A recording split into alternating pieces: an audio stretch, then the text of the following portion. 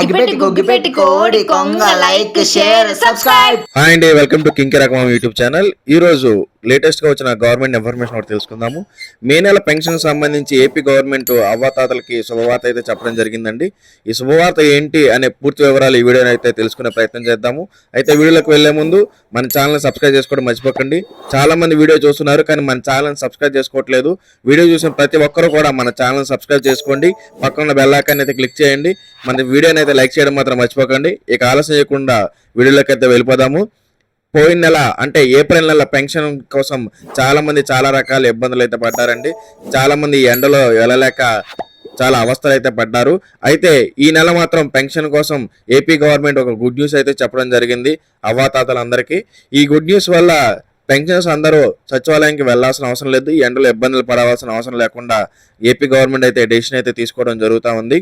ఆ గవర్నమెంట్ యొక్క డెసిషన్ ఏంటంటే డైరెక్ట్ బెనిఫిట్ ట్రాన్స్ఫర్ సిస్టమ్ ద్వారా అంటే డీబీటీ ట్రాన్స్ఫర్ సిస్టమ్ ద్వారా మీ ఆధార్కి ఏదైతే బ్యాంక్ అకౌంట్ లింక్ అయిందో ఆ అకౌంట్లో అమౌంట్ అనేది పడడం జరుగుతూ ఉంది. అయితే దీనికి మీకు ఎన్పిసిఐ మ్యాపింగ్ అనేది కలిగి ఉండాలి. ఎన్పిసిఐ మ్యాపింగ్ కలిగి ఉండడం వల్ల ఆధార్కి ఏదైతే బ్యాంక్ అకౌంట్ లింక్ అయిందో ఆ బ్యాంక్ అకౌంట్లో అమౌంట్ అనేది క్రెడిట్ అవ్వడం జరుగుతూ ఉంది.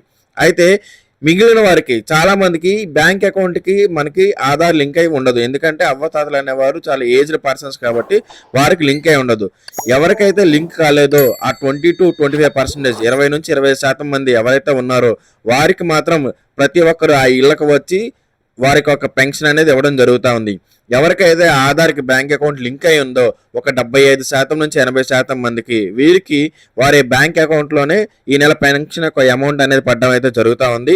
సో కాబట్టి ఎవరికైతే బ్యాంక్ అకౌంట్కి ఎన్పిసిఐ మ్యాపింగ్ లింక్ అయిందో వారికి వారి అకౌంట్లో అమౌంట్ అనేది పడుతుంది.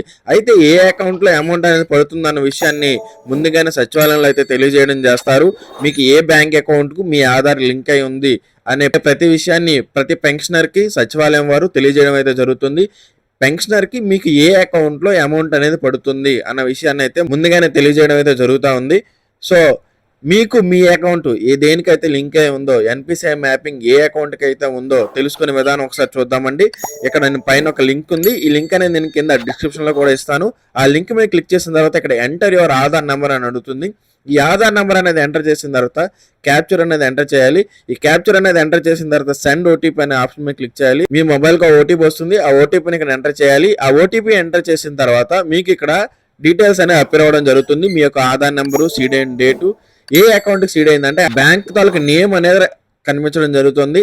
ఆ అకౌంట్లోనే మీకు అమౌంట్ అనేది క్రెడిట్ అవుతుంది. పెన్షన్ తాలూకు అమౌంట్ అనేది ఆ అకౌంట్లోనే క్రెడిట్ అవుతుంది.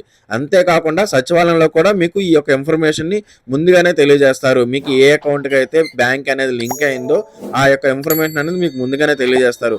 ఎవరికైతే లింక్ కాలేదో ఆ 15 నుంచి 20% మంది ఎవరైతే ఉన్నారో వారికి మాత్రమే అమౌంట్ అనేది ఇంటికి వచ్చి తీసుకొచ్చి ఇస్తారు. ఇదండి ఈరోజు వీడియో. ఈ వీడియో కనుక మీకు నచ్చినట్టయితే లైక్ చేయండి, మీ ఫ్రెండ్స్ అందరికీ వీడియోని షేర్ చేయండి, అందరికీ వీడియోని తెలియజేయండి. కాబట్టి వీడియోని షేర్ చేయడం మాత్రం మర్చిపోకండి. మీకు ఎలాంటి డౌట్స్ ఉన్నా సరే కింద కమెంట్ సెక్షన్లో కమెంట్ చేయండి. వీడియో చూసిన ప్రతి ఒక్కరు మన ఛానల్ అయితే సబ్స్క్రైబ్ చేసుకోండి. Thank you for watching. Thank you మామ.